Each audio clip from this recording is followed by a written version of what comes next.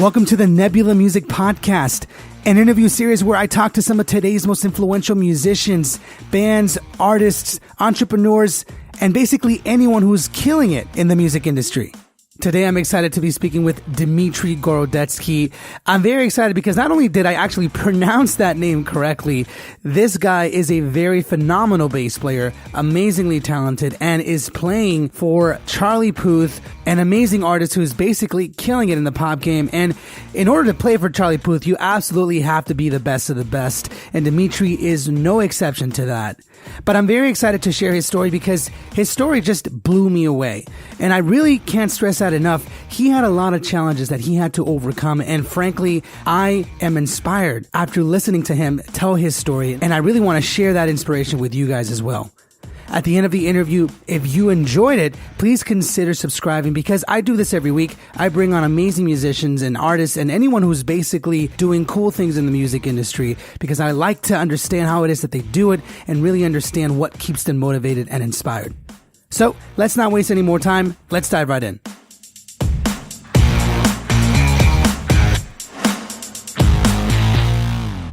All right, what's up, everybody? Eddie Barco here again. And I'm very excited to have the next guest on my show because we've been trying to coordinate this interview for a little while, and I dropped the ball a couple times. I'll be honest, with my scheduling, with so many guests coming through the show, it's like hard to keep track of everybody. But this man here is an amazing musician, amazing bassist who plays for some of the industry's biggest people. And I'm just excited to have Dmitry on the show. Dmitry, how are you, man?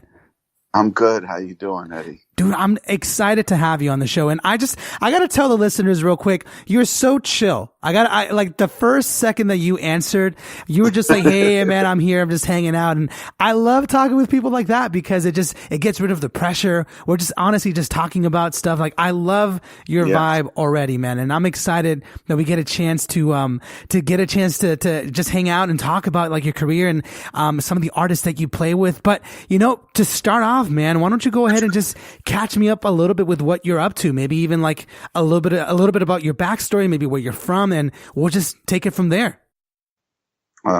Okay. So I'll kind of go in reverse, I guess, as to nice. What's going on with music now versus where I came from. So currently, working with a pop artist named Charlie Puth. Who's that? I've never heard of that before. And then I have my own group that I'm also working with in between whenever we're not on the road with Charlie. So it's our own improvisational group. It's a trio called Improv Trio. So as far as my big heavy focus is now, it's Charlie and his music. And then whenever that's not happening, it's our own music. And then there's a bunch of everything else. Like, as you know, the musician's schedule is wild and all over the place and takes place in different time zones. So, so there's other stuff in between, other artists, other recordings. And I'm not from LA, so I moved out here about 2 years ago. So without going into details, just basically I moved here from New York roughly 2 years ago, a little bit over 2 years. And I was there for about 10 years, a decade. Wow. Just really lived all over the place before that. I was born overseas, actually in Russia. So, wow. That's where I and my family came from. And then, just grew up in the Boston area, lived all over the place, in the Bay Area for a second, in Minnesota for a second. But basically, musically, if we're talking music, I did my growing up most importantly in New York. New York City is definitely my school of music. And then before that, it was Boston. So you could kind of say Boston first, then New York City, and now LA for a couple of years now. Wow. I can hear the East Coast, New York, Boston accent. It's definitely more my thing. It's like sneaking in there and now you're living out in LA. So I'm curious, like, did you move out here because of the work that you're doing with Charlie, or was that just a more of a conscious move just for yourself? No, it was definitely a conscious move for myself because I didn't even know who Charlie Puth was at the time. Really? I didn't have any relationship with Charlie or his band or his musical director or anybody in the camp. I got the call about 6 months into being here. So Wow.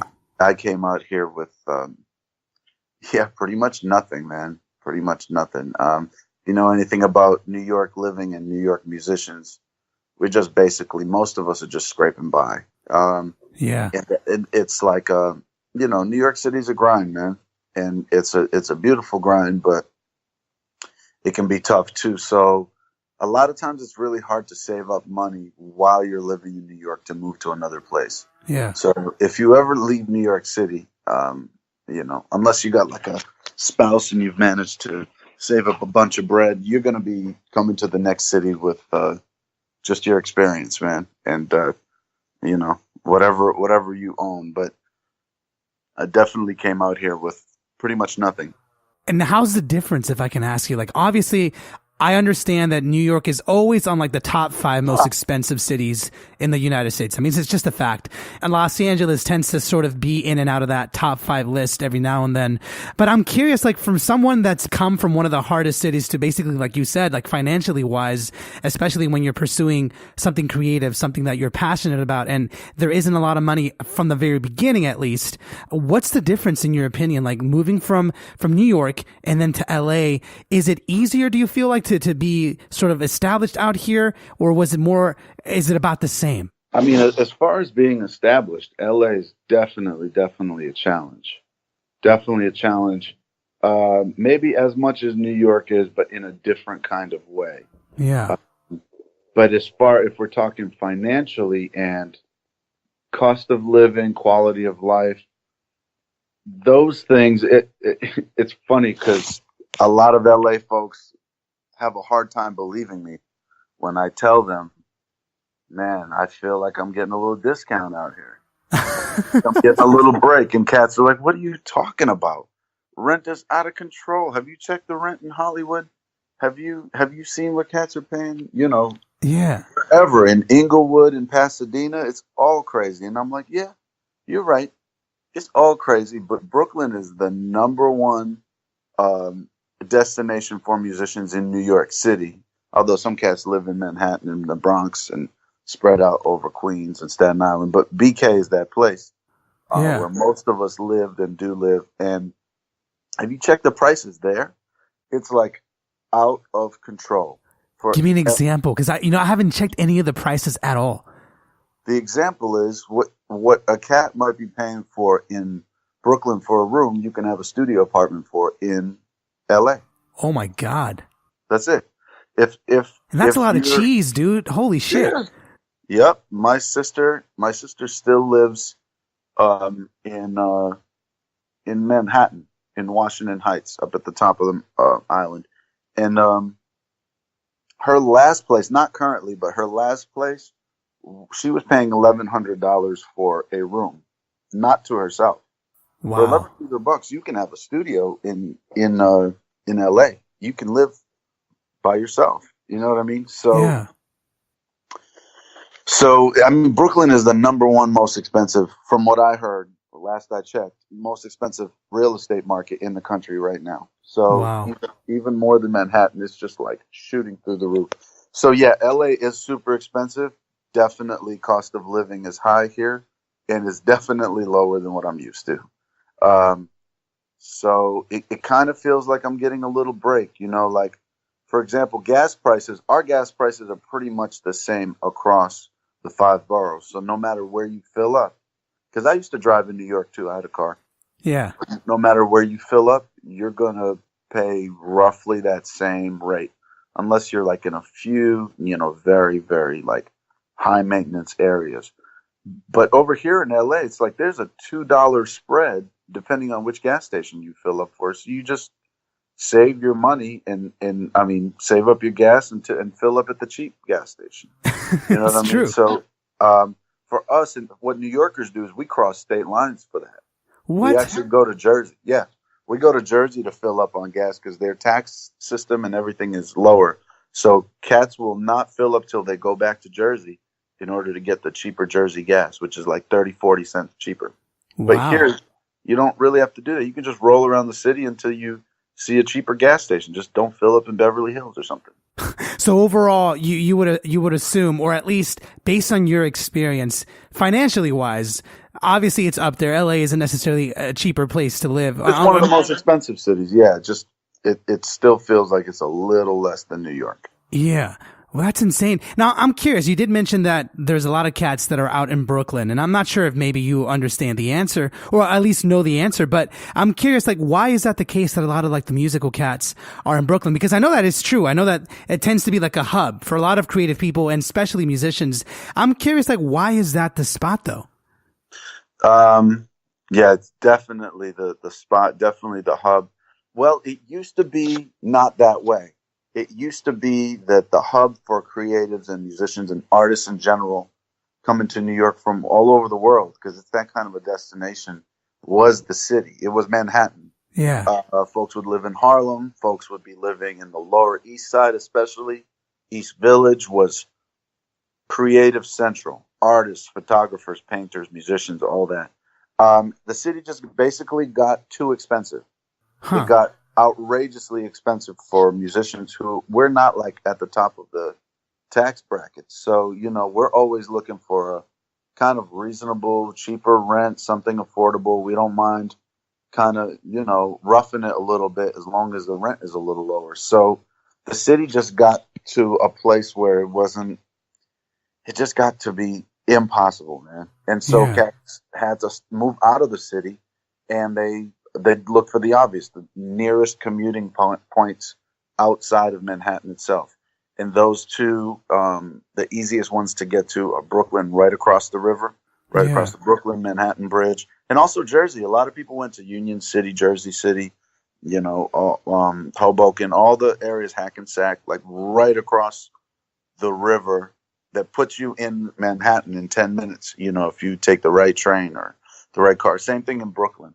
Yeah. Parts of Brooklyn that are closer to downtown Manhattan than other parts of Manhattan. So it makes the commute really, really short. 10 minutes, you could be there. As you get further into Brooklyn, you spend more half hour to an hour getting there. But still, that's why it turned into the destination. And it was cheaper. Brooklyn has always had like a vibrant creative scene. It's always been, artist friendly. It's always been kind of, open to the idea of people being creative, and you could make noise like nobody cared. There was a bunch of warehouses in Williamsburg. No one cared if you moved in there and just played drums all day and all night. You know what I mean? It's like, it's a noisy, it was like parts of it was semi-industrial. Even still parts of it looked like that, a bunch of warehouses, and you could set up studios. There was a lot of, just warehouses and stuff. So it became the center because the city basically became completely unaffordable. Yeah. So, and now it's its own. Now the reason to move to Brooklyn is it's its own scene. It has its own sound. Like Manhattan sometimes has a real more polished sound, more commercial. And if you're going to New York for the more raw artist things, whether it's singer, songwriter, or electronica, or certainly jazz, R&B, Brooklyn is going to be a lot more raw with its own clubs, its own scene. Everything is closer together. And, people are attracted to that, man. Live slightly, it used to be slightly cheaper living and a whole entire scene. And everything was ready-made for you, like the delis, you could have your supermarkets to shop at wherever you wanted certain kind of food. It's like, it's a supportive community. People got their gardens and everything. I mean, it's a self-contained thing in a way. Yeah, one of the things I love about New York, for anyone that's never been there, is specifically, like, I feel like no matter what you do or no matter where you live, no matter in a couple of blocks, basically everything that you could ever possibly need is like within your grasp, because it's just a gigantic city. So it kind of needs to be able to cater to people. Absolutely. You know what I'm curious about it? And I don't mean to be talking so much about New York, but I love understanding like the different sides. And it seems to me like you love, where you came from, especially even though you moved around a lot. New York is definitely a very big place, and it has a huge cultural I would argue it has a huge cultural pool. You know, definitely people love what New York is all about. And so what I'm curious about, especially in the Brooklyn scene, I know back in the days, and when I say back in the days, I mean like, you know, even before like the 70s, 60s, when like jazz and all of that was really taking another form in New York. The underground like jam scene was like, this was the time to do it. You know what I mean? There was so many secret music stuff happening that defined a generation of musicians, really. Is that still a thing that happens in New York right now? I mean, obviously it's a bit of a, man. It seems Go like ahead. you know. No. Well, you know, I was just curious because, you know, different people have different opinions. And obviously, even out here in LA, the idea of a jam session, you know, like now I feel like jam sessions are more official. Like there's definitely like 2 or 3 that I can think of at the top of my head that are fairly big and are becoming very well known. But it's rare. You know what I mean? Like, and what I learned, you know, about music back in the days is that what we understand of music today was all basically developed by dozens and hundreds of jam sessions that would happen in places like New York, and they became a staple of history. You know what I mean? And so I'm curious if that is still a thing, or if there's some sort of like new version of it happening in Brooklyn or in New York in general. Yes, it's definitely there, and I think it's actually bigger than ever. I think that, really? Yeah, it's fully alive and well, and definitely thriving. The interesting thing about it is, it's always localized. New York is so huge and so spread out, and you know, and New Jersey is part of the scene, and going all the way up to Westchester. So it's a huge area to cover. Maybe not as huge as LA, but still a lot, and not everyone has a car. So people don't really want to travel from Harlem to Brooklyn. That's like an hour and a half on the train sometimes, sometimes longer. So the thing with the jam sessions is cats want to play with who's nearby, because they don't want to lug their drums on a train just to play a jam session during the day. You know, they don't want to carry their amps and horns and basses on the train. So you end up playing tons of jam sessions sort of in the neighborhoods near you. Because if like you learn living in New York, if somebody says, "Oh, I'm in Harlem," and you say, "Oh, I'm in Brooklyn," you could just straight up say, "Oh, we'll never get together during the day for a jam session." I promise you that'll never happen, because you're too far. Even though you're talking maybe 7 miles, in LA, just get in a car, and that's 7 minutes of 7 miles because you're at highway speed. Over there, that's like an hour and a half. So, you know, but what you do end up doing, and why I think the scene that's thriving as far as the jam sessions, is you find out who lives in your neighborhood. People always ask each other, "Where do you live?" And when you find the people in your neighborhood that are like-minded and on the same page and like the same kind of music and want to create and experiment and just want to shed together, man, that's a total part of the New York culture that actually I haven't seen nearly as much of here in LA. Yeah. But it happens all the time. Cats play day sessions. They call them day sessions, daytime jam sessions, before their gig at night, before whatever they got to do at night. So on any given day, I would say there's like thousands going on. Wow. During the daytime, like noontime, 1 o'clock, let's get together. We'll get coffee, blah, blah, blah. There's usually a deli right on the corner for some grub. You can get some kind of food or whatever, and you can keep that thing running for hours. And it's a way for people to shed, learn from each other, and like you said, experiment, create new sounds, build new bands, find out what works and what doesn't. You know, find out who you really want to have in your project when you go to put one together officially. But yeah, the daytime jam session scene is like, and now too, when there's less and less venues in New York, because a bunch of venues have closed, and you know, like, which is unfortunate, you know. It sucks, yeah. I mean, just like in LA, just like everywhere, it's happening everywhere, clubs, yeah. The legendary clubs, some have closed down. There's fewer places, I would say, to play than there were maybe 10 years ago or 20, 30 years ago in New York. But there's still tons of places. But with the places closing down, cats realize you can always play at home. You know, someone of 3 or 4 of your buddies, you can make noise during the day at one of their spots. And people keep a drum set in the living room or a little piano or something. And you just go to your friend's house at a, time you make up and just play a bunch of tunes or rehearse or just experiment, make noise, whatever.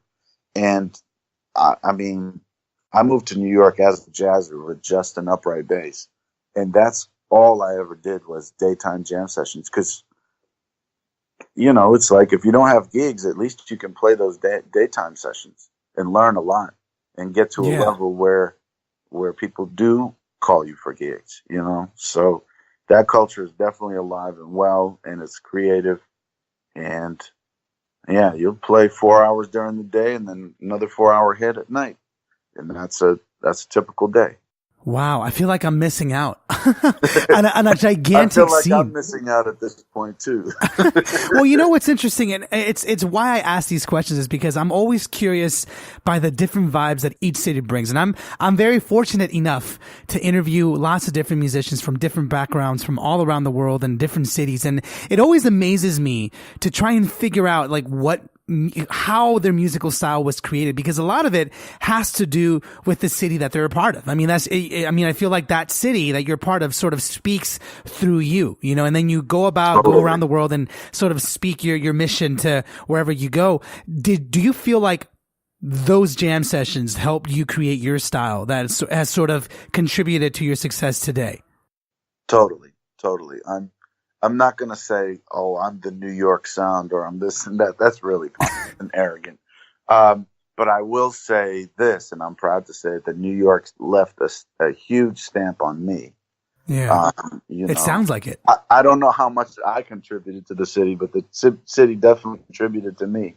And, its culture and people and sound definitely left a huge stamp and taught me a whole ton that I carry now with me everywhere I go all over the world. In every song that I play, it becomes a part of your style. Because every city does that. I mean, cats that come from Detroit have a sound. Yeah. Cats from Chicago have a sound. From Memphis, from wherever, Miami, Florida, anywhere.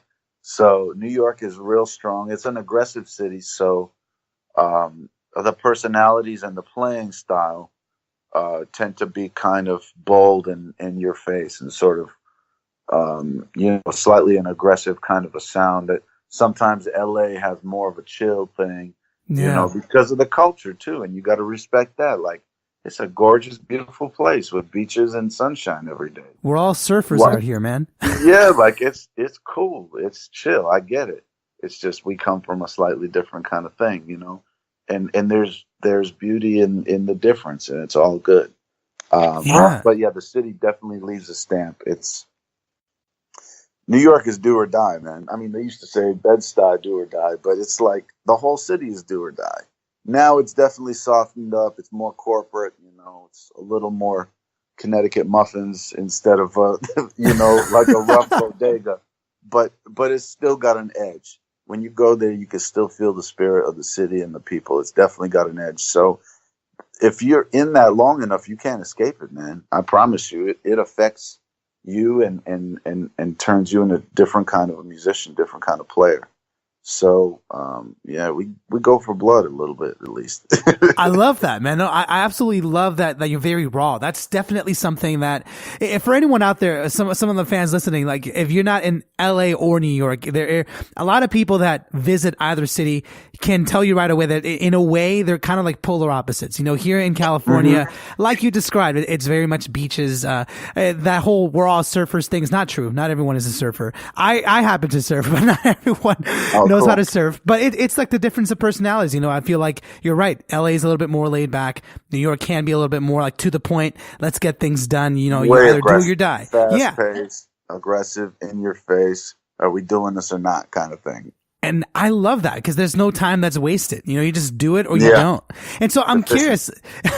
I'm curious, like, okay, so you were in New York for like 10 years, which is an amazingly long time, and it helped you develop your sound. What led you to move out to LA? I think we basically talked about that a little bit before, but I'm curious, like, what was the decision to leave New York, especially after being there for almost a decade? And again, the city being alive and well, and there being a very unique scene. And we talked about the finances. Was that specifically like the main reason why you just decided that, hey, I want to move to LA because it's more affordable? Or was there an opportunity that you came seeking out here? Or did you just really just decide that it was just time to move just for that sake?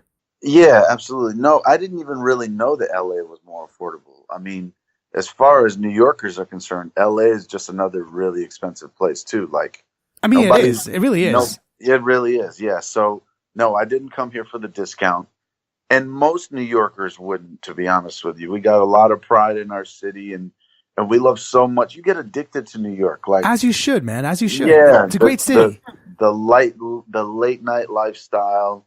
Food all night, the delis, and the you know what? I gotta say this: your late night lifestyle is beyond compare. Okay, LA lifestyle is amazing. I love it. I'm born and raised, and I always defend LA lifestyle. But I will admit, New York nightlife is the best, hands down. And this is a calmed down late night lifestyle by now in New York. So, like, you're seeing this, like a true New Yorker from 30, 40 years ago would laugh at even the way it is now, because they used to party like really till 10 a.m., like till noon next day. Maybe not every night, depending on who they are. I mean, if you got a day job or not.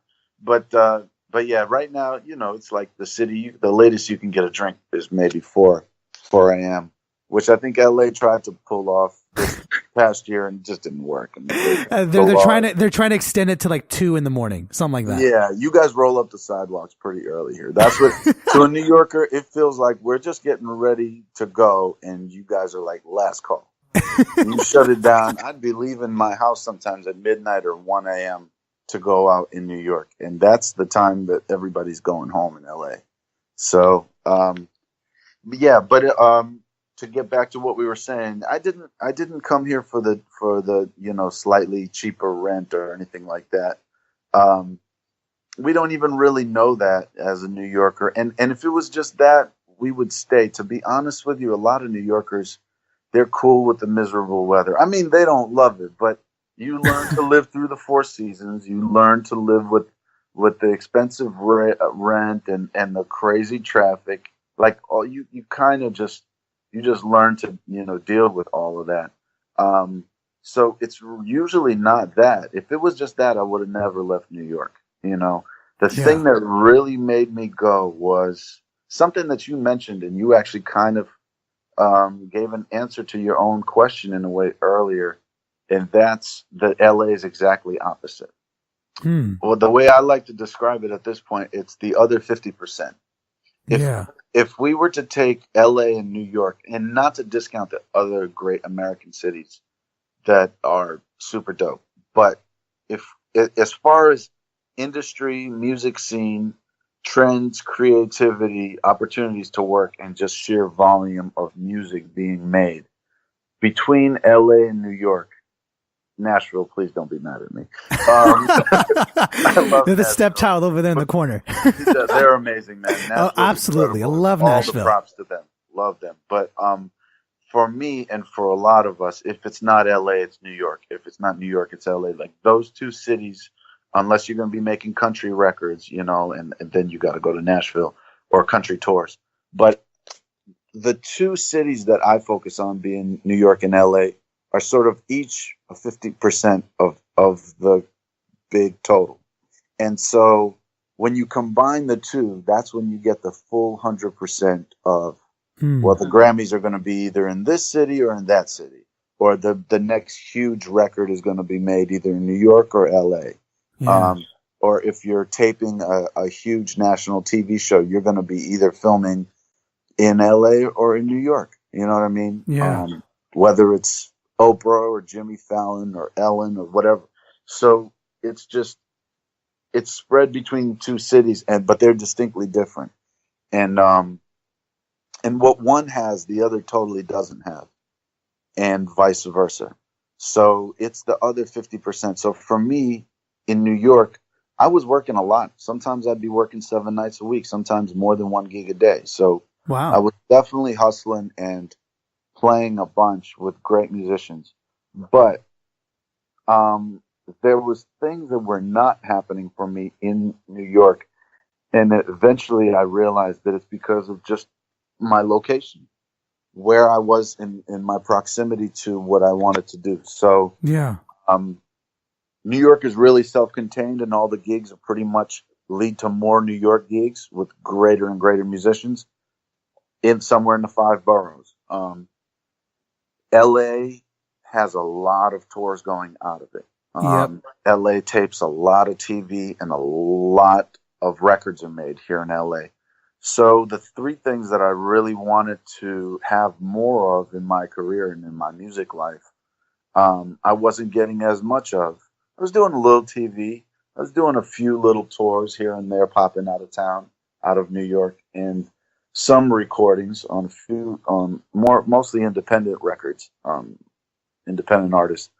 But I wanted way more of that. And so when I realized that other 50% that I was missing was in LA, just obvious. That's the move I had to make. So I just wanted more of what LA had that New York didn't have.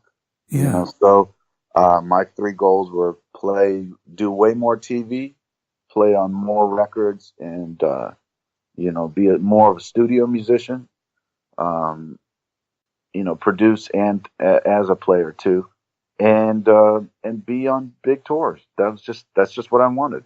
I wanted to get on major tours and play all over the world. And I had traveled a bunch based out of the East Coast, but I wanted to be on the big West stages, Coast. big tours. Yeah, yeah. And so I came here with those exact three goals in mind, and there's a lot less of those kind of things happening in New York at the time, and a lot more of it here in LA. So that's why I came here.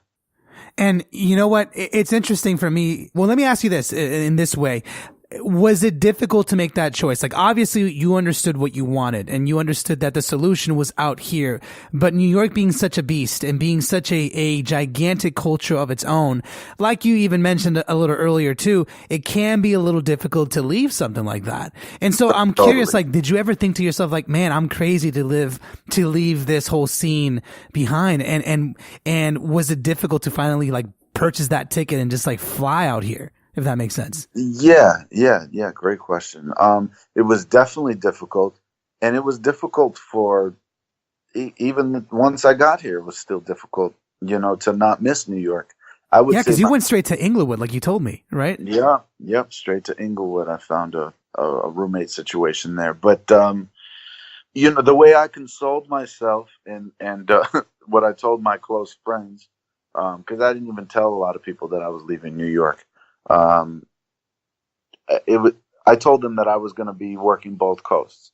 I'm going to be bi-coastal, and I'll keep flying back to New York and do a bunch of gigs there, and come to LA and keep expanding my territory here, and blah blah blah. I was really going to try to be in both cities at once, which is definitely it's not impossible, but it's difficult for sure. It's difficult, and it's expensive. Yeah, more than just the logistics and everything, and paying rent in two cities, all that. Yeah. But so that's how I consoled myself. I told myself, oh, I'm not really leaving New York, even though I really was. I told myself that I can always come back. The city will always be there, and I'll be back working a bunch of gigs. And I ended up only going back for a few gigs. And since then we only pass through New York on the road now, just traveling on a tour or whatever, or to fly in for some TV shows. But that was one way I made myself feel better about it, because it was really difficult. It was really tough to make that decision to be like, you know what, I'm going to leave all this greatness that's here, that's taught me how to play and taught me how to be, and also just a great scene and a bunch of friends and music that I still like to be a part of. But thank God I'm sort of an impulsive person. I literally am that guy that will just, in a split second, in a moment, just decide, hey, I'm moving to Mars today, and I'll just go and do it. You know what I mean? So yeah, I would too if I could do it. Yeah. I mean, like it's not. I don't have kids or a wife, so for me, it's I'm making the decision more for myself as an independent adult. So there's less hoops to jump through and less logistics to deal with. If I want to live somewhere, then that's where I go, you know? Yeah.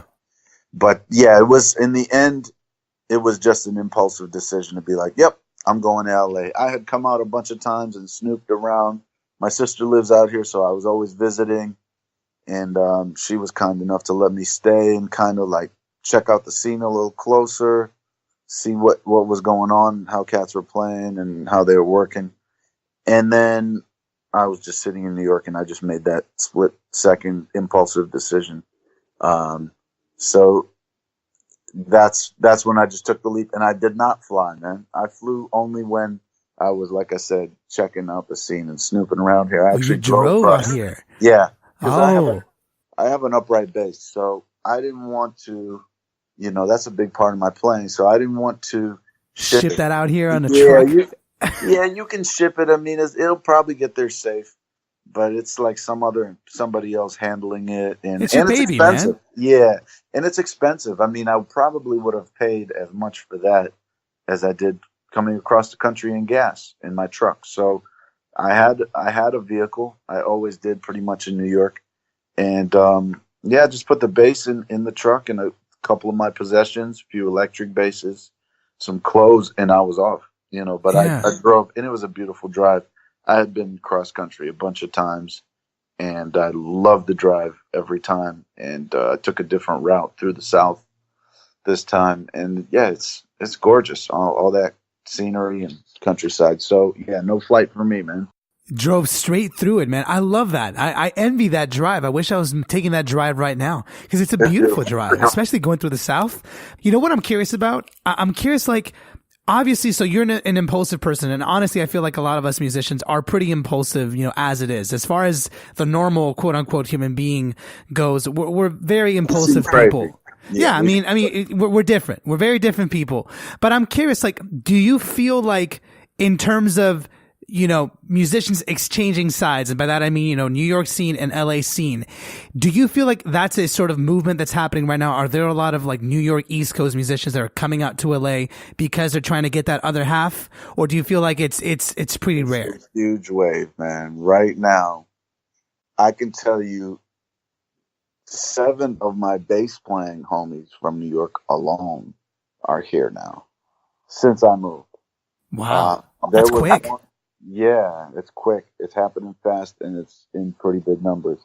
There was two others that I knew that had moved. This is just bass players, of the New York bass players I knew, because there's tons of us that moved out here before I did. I quickly followed their footsteps and came out here. And then, since then, easily 10 of my close New York musician friends have come out here, but like 6 or 7 of them alone are bass players.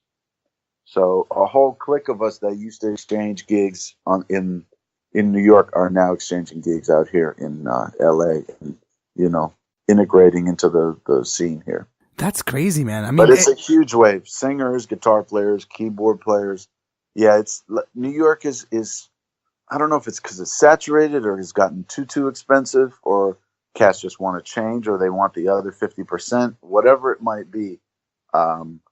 They are coming out here. Yeah, no, I don't see anybody moving to New York right now. Not as often. Yeah. Not as much. Yeah. Maybe like straight out of school, younger kids from Berkeley are still going to New York, or some folks from the southern cities. But mostly I see New Yorkers doing a mass exodus number and coming out to LA. Yeah. Plus, it's all that the quality of life to me here. You know, there's more space, the sunshine. You get more bang for your buck. Your apartment will be a little bigger. You got a parking spot for your car. A lot of these places come with that. So we're used to a quality of life that's a little bit more restricted. So this feels like a lovely place to move to, you know? Yeah. You know, what's interesting is I definitely agree. I don't know many people that moved out to New York for music stuff, but there is a little bit of a movement towards Nashville too, though. A lot For of sure. Now, Yeah, there's a Nashville lot of is definitely getting songwriters, a away, lot of session guys that for are sure. starting to move out there, but I do believe that the movement from East Coast to LA is much bigger, at least in comparison. Yeah. Nashville is definitely still a destination. And to be honest with you, I considered Nashville when I considered LA. Really? Yeah, I mean, if I was going to leave New York, there was only two cities that made sense for me to go to. Because Nashville, like you said, recording. I love country music. Absolutely love it. Love playing it. Love listening to it. And the recording scene there is great. The touring country thing is great. So that's definitely, it's a great city. That's always been a possibility and in the back of my mind. It's just for what I do, I chose LA, but man, I wouldn't rule anything out ever. Well, yeah, with the impulsiveness that you have, man, who knows where you're going to go next, man? But you know what? It's obvious that you made the right choice, and it's because you're playing with Charlie Puth, which is arguably one of the top acts or pop acts, of this year. And he's an amazing performer. And I love a lot of the stuff that he works on and that he writes. And you mentioned how you moved out here and within like 6 months, you got a phone call and now you're basically touring with Charlie Puth. I wanted to circle back to that because I'm just curious, like how that happened. Like what happened those first 6 months prior to that phone call? Were there any like second guesses? Like, man, was this move the right thing? And then like what led up to that phone call, if I can ask? And obviously it's a bit of a broad question, but I'm curious if you can like fill me in a little bit on that. Yeah, absolutely.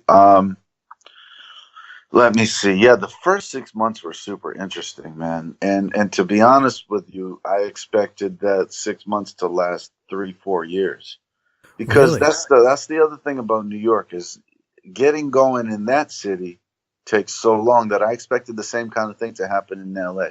Like to get to know everybody and to get yourself really busy and working, even if you can play, takes a while in New York, man. It's a slow process. And I was ready for it. I was ready to put in the years and the time and the struggle to get myself, because I knew in the end I'd be working, but I had my long-term goal set.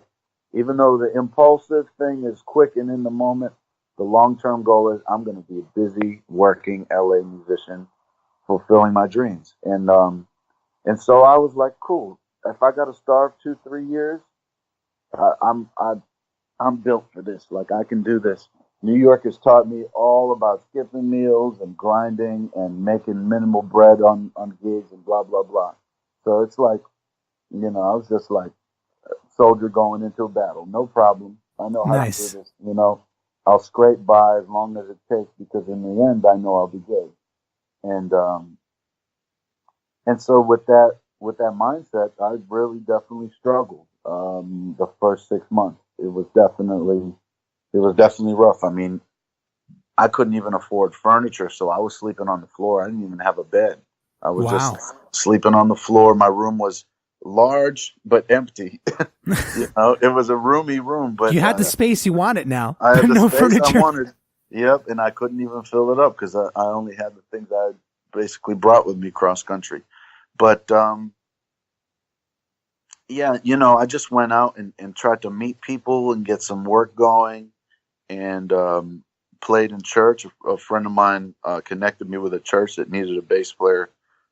So I had a weekly gig at a church, thank God. A little bit, that helped to, buy a few meals and put some gas in the car. But there were some really great people that also stepped up and helped me out here in LA, like locals, folks from here. So don't let anybody tell you that LA people are phony or fake or they're all the same or they're all this or they're all Hollywood. Man, people came out of the woodwork, a whole bunch of just great, genuine folks, real, with hearts of gold, that would bring me in, invite me for a meal because they knew I was struggling. That's amazing, invite man. me into their home, or they would help me out with, man, whatever. I just don't even want to go into, all the details, but it's like people that are great, genuine, LA born and raised folks, or also transplants like myself that are just have a great heart, that really helped me out. And so I saw right away, like, this place is not what it's made out to be, because in other parts of the country talk about LA like, oh, everything is so skin deep, so fake, so, shallow and self-centered. And it's like, nah, yeah, there's lots of that, but there's a lot of true, genuine, real people here, that are just great human beings. And so as I was struggling, I met a bunch of those folks and they really helped me out. So I felt very fortunate, and I couldn't even explain why that was happening to me. But people definitely looked out. Now, I'm not saying like I got gigs handed to me, Right. not at all. But it was just like when I was completely down and out, something would just sort of come by and save me, even if it's only for one day. Somebody would be like, "Oh man, just come to the house and eat." You know what I mean? Yeah. In those rough times when you have no gigs and no money and everything, it seems like it's dark. That's a lot. That's a lot. Or somebody says, here's some gas money, man. I sent you, a little cash app to put some gas in your truck so you can get to your rehearsal or something like that. It's just Yeah. amazing, And so, yeah, the first 6 months I tried to go out, meet a lot of people. Jam sessions are definitely always an open door for that. Shake hands, be presentable and try to be and present myself as a musician that was here and ready to work and hungry to work. They can tell you're hungry to work right away. Yeah. You're new and you're from out of town and you just got this angst to play and let people know what you do on your instrument and how you hope to enhance their situation musically. So there was, it got to a point where had like a couple gigs a week, little small gigs, and that certainly is not enough to pay rent. I wasn't trying to be late on rent, but I mean, my credit cards were maxed out. My car was like it was getting repossessed. They just couldn't Wow. find it. Yeah, my truck was like parked in the garage, so they didn't see it, or they couldn't find it, whatever. But I was definitely down and out, but not really losing. I was in good spirits generally. I wasn't Yeah.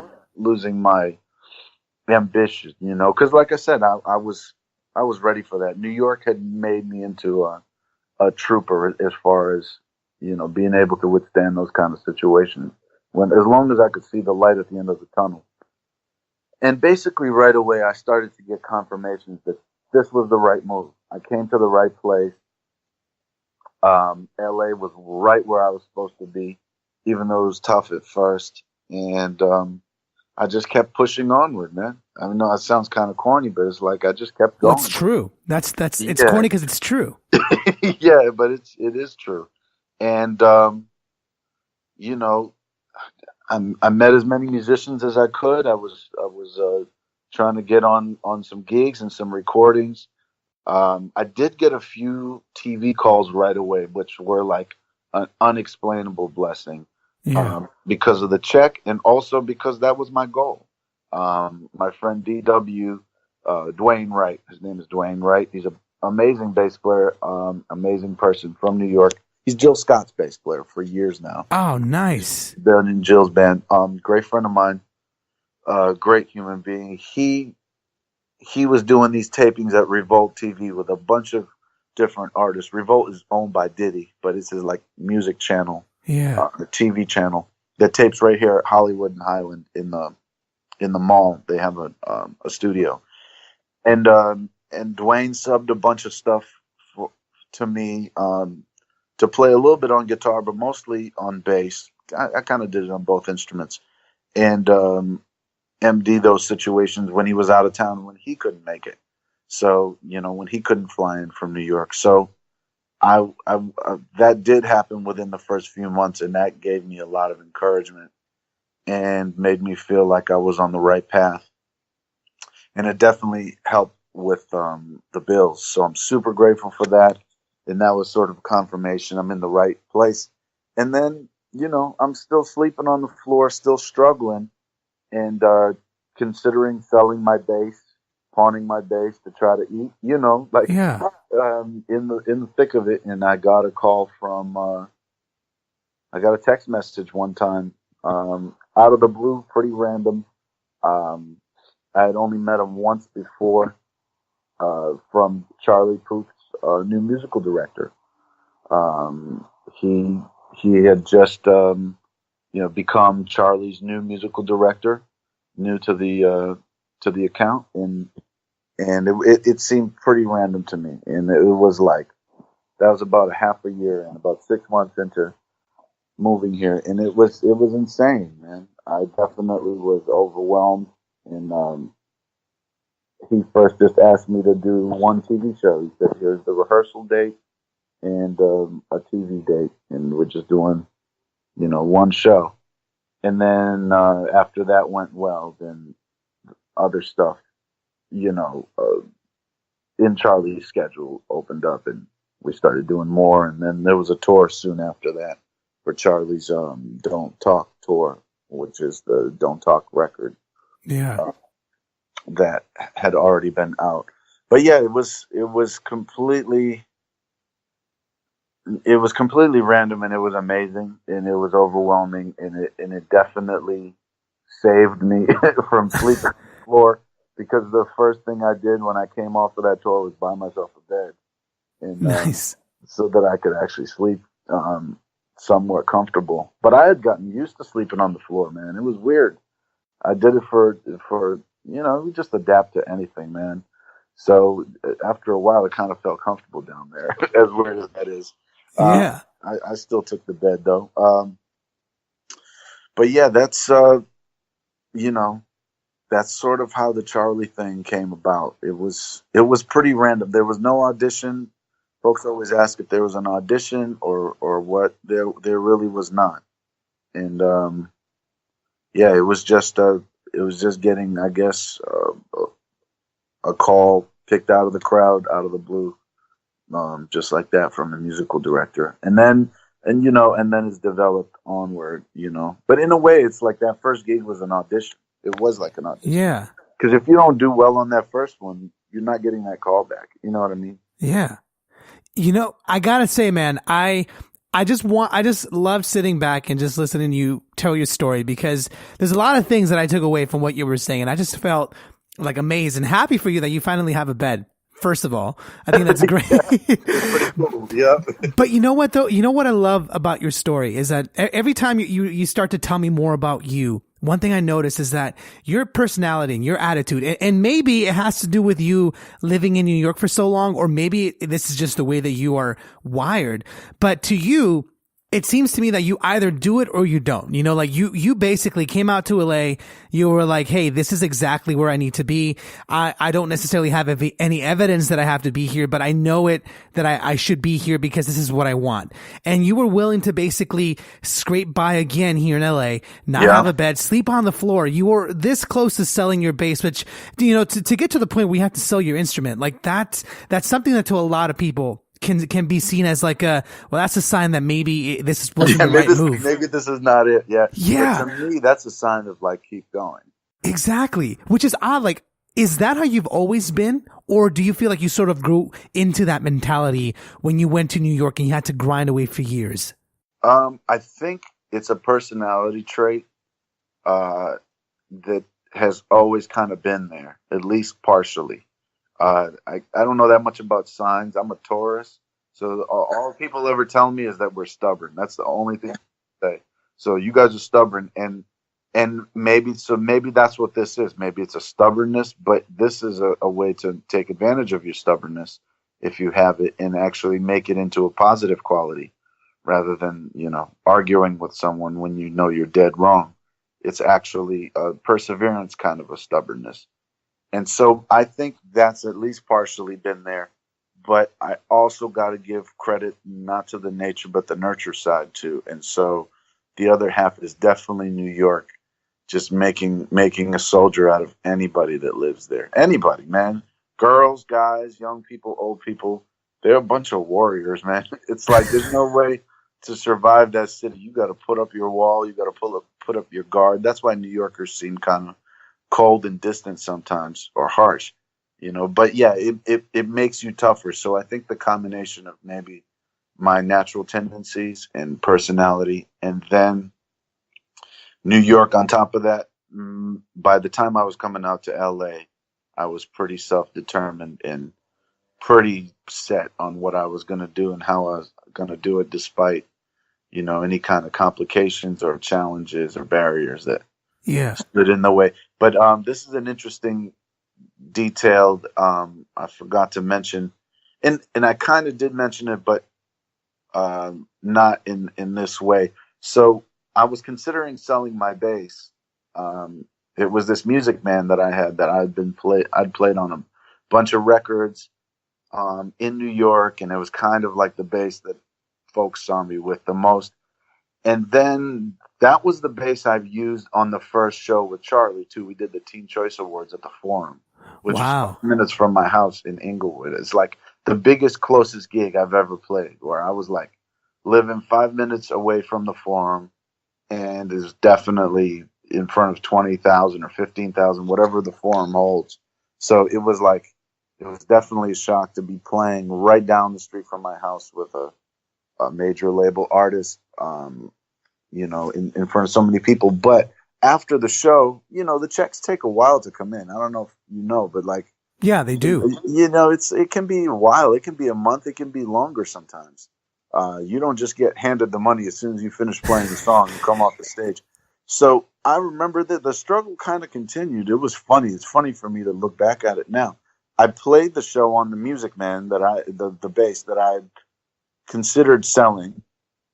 Then I got on the phone with my sister again, who I've just been keeping her updated, and I was like, "Yo, I think I'm still gonna sell this bass because okay." So we played this TV show, great, it aired right away, but I still don't have any money. Like, I'm still the same broke guy that was before I got the call. You know what I mean? Until that first check comes in, what are you going to do? Just going to brag? You don't have any money to show for it. So if you're broke, you're still broke. I was like, I think I got to still sell this bass. I just did a show on this bass yesterday on TV, and I think I still got to get rid of it because I got to pawn it or something. I don't have a meal to eat, and it might be a month before this money comes in from the first show. And then who knows what happens after that? Nothing is guaranteed. So it was still like, man, even after you get your break, sometimes it's a struggle. It's not all just gravy and you're just cruising and it's all easy after that. So I actually considered selling the bass even after doing the first show. And that's insane. Yeah, it was pretty bad, man. I was in a bad place, man, as far as just financially. And my sister was like, she was definitely giving me some advice. And she was like, come on, man, you got to pull through. You got to figure out a way to do it.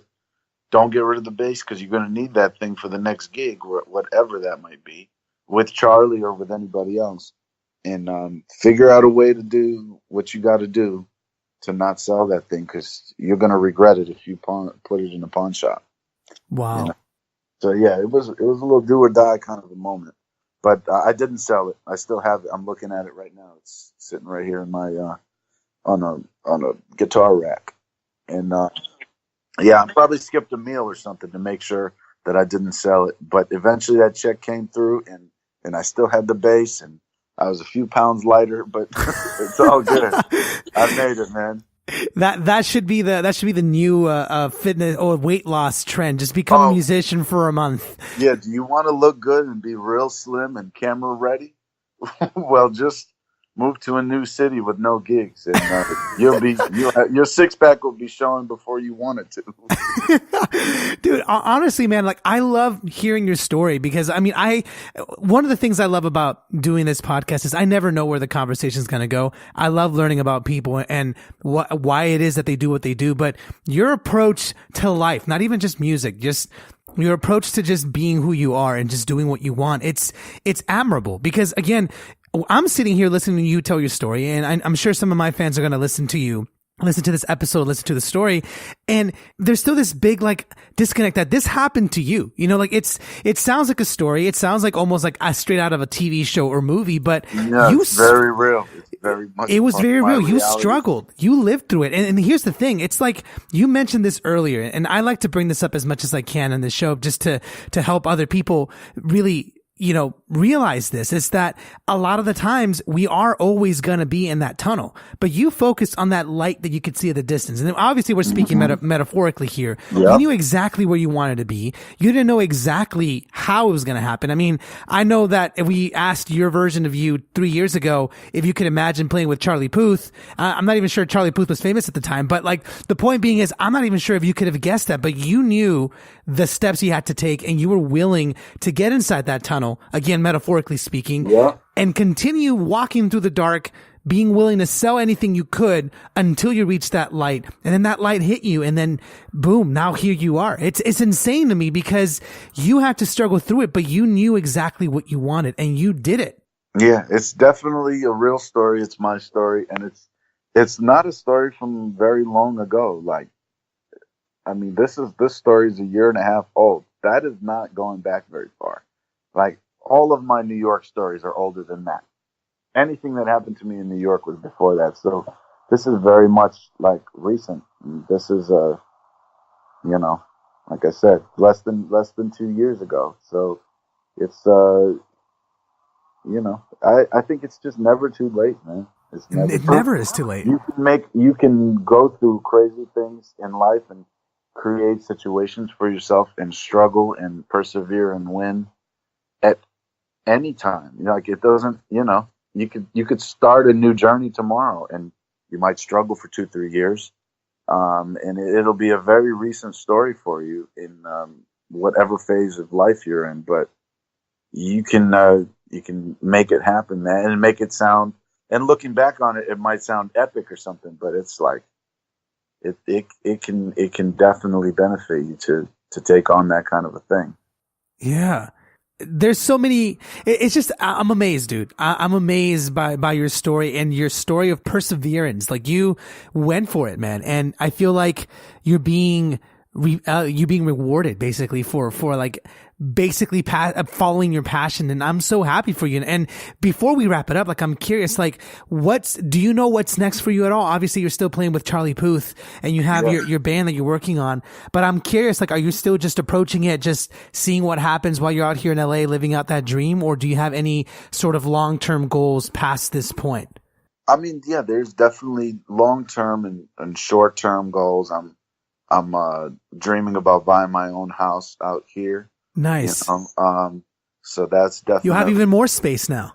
Even more space. Yep. And, of course, building my own studio, that's an ongoing process. A short-term and a long-term, goal.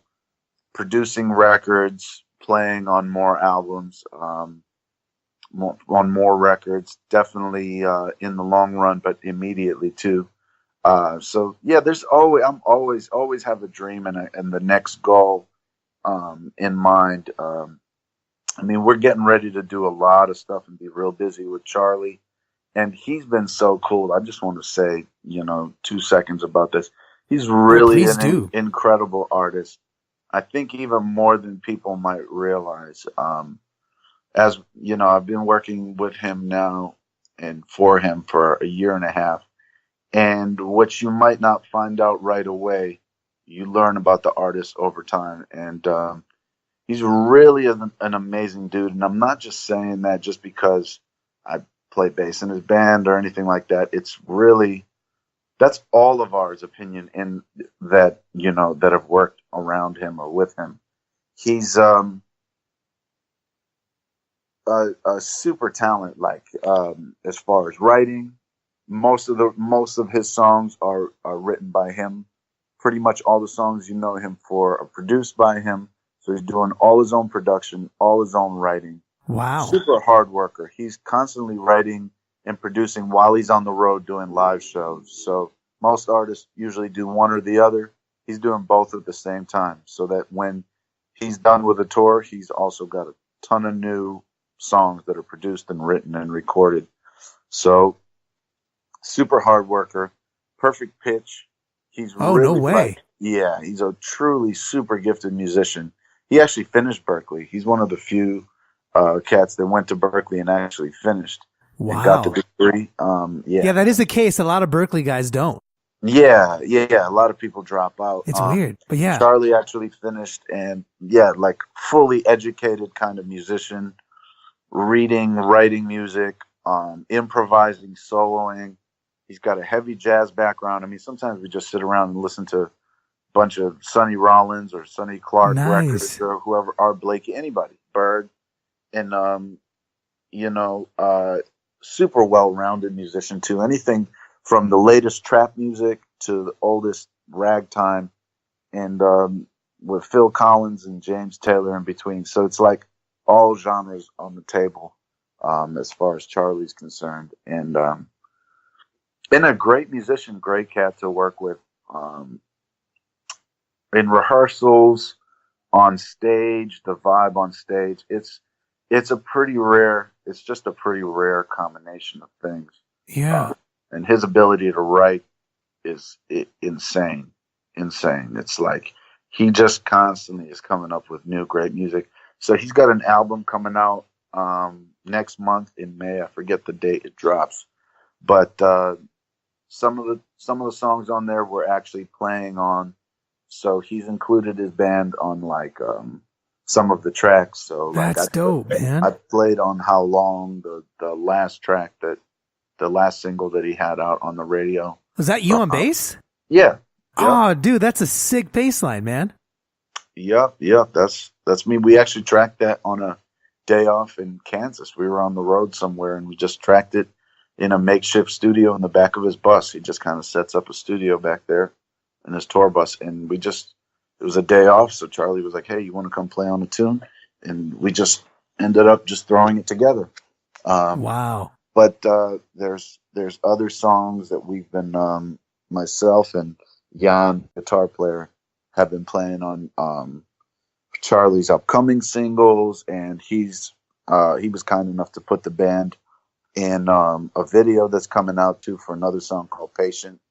That'll be another single, and he put the whole band in one of the scenes in the music video. And then once the album comes out, we'll be out there supporting him on tour in US run, and then probably overseas to Europe, maybe Asia, maybe South America. But he's got a lot of stuff coming up. He just released another single with Kehlani and one with James Taylor, who's totally a super legend, and one with Boyz II Men too. So like the spectrum of music is just, super versatile, and it'll all be on the new record. So yeah, he's just we're all very fortunate to be working with him. He's definitely an incredible artist. And then the only other thing I wanted to mention real quick is that my band Improv Trio, we play like once a month at Hotel Cafe whenever I'm in town, as long as we're home and off the road. And we have an album coming out too, a live record that we've recorded of our performance, and pretty much done mixing and just editing and mastering now. And that'll be out probably in June, definitely summertime. So that's on the original side, Yeah. Things kind of creative and interesting while we're off the road, and getting our own music out there. That's really important too. Yeah. Doing your own writing, your own creative process, and starting a little band. So that's basically the flip side of it for me, is that project. So if you guys come across that, look out for it. And we're already thinking about the next record for the Improv Trio. So definitely the creative juices are flowing. So nice. Why is it called the Improv Trio, if I can ask? You guys just improv on stage? It's just improvised. Yeah, like we've never rehearsed. We never talk about anything we're going to play. It's completely spontaneous.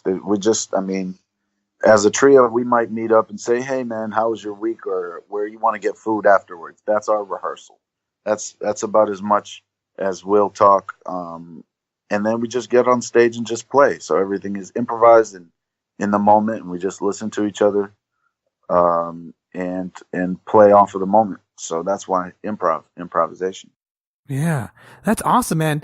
I I'm always at a Hotel Cafe. So I definitely want to come and check you guys out. When do you guys normally play? Like, is it just a random day or is it? It's usually, we do it on a Thursday, one Thursday out of the month. It's always a different Thursday. This month it's April 26th. So it's the last Thursday of the month, but we usually just post about it. I'll post on my IG about it. My IG is Tall Bassist. So if you hit me up, and I'm always making posts that an Improv Trio show is coming up. It's usually on a Thursday.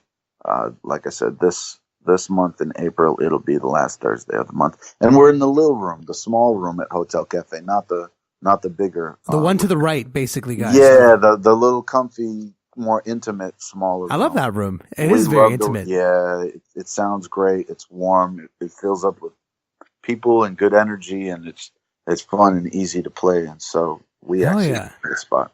Man, thank you so much for taking the time out of your busy schedule to talk to me, man. I mean, I didn't know that I would be learning so much about you when we started talking about this.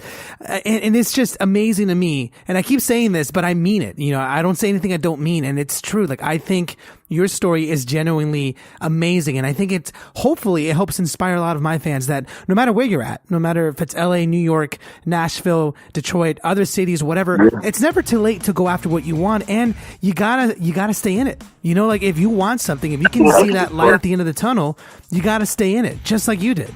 Yep, gotta keep pushing, man. It's an honor to be on the show. Thank you for asking me and inviting me to, babble a little about my story. I hope you enjoyed my conversation with Dimitri. I know that I definitely did. I say this at the end of every episode because I believe that it's very important. I'm always learning from my guests. It doesn't matter who it is. It doesn't matter what they play or what they do in the music industry. My mind is always open and ready to learn and move forward. And that is the one thing I always try to share with my fans and anyone who listens to this podcast, is to always move forward. You know, Dimitri has an amazing story. He's playing for Charlie Puth now, but it wasn't always that way. I mean, if you listen to the whole thing, you know that he had a lot of challenges that he had to get through, and it's easy, okay? It's very easy to sit here and talk about the challenges and just give a great example about how strong he was and how great he was. But like we talked about, when you're in it, when you're in the moment, it's very hard to see the end of that tunnel. It's very hard to really see where all these challenges are taking you. But the important thing, and if there's anything to take away from this episode, is to really see the end of the tunnel. Really figure out what it is that you want to do. See yourself there. Know that you want to be at a certain state in your life, and understand that there's going to be lots of twists and turns. But as long as you keep on moving forward, as long as you keep accepting the challenges and just doing the best that you can, you will get to the end of that tunnel, and you will see that light at the end. And it's a great metaphor.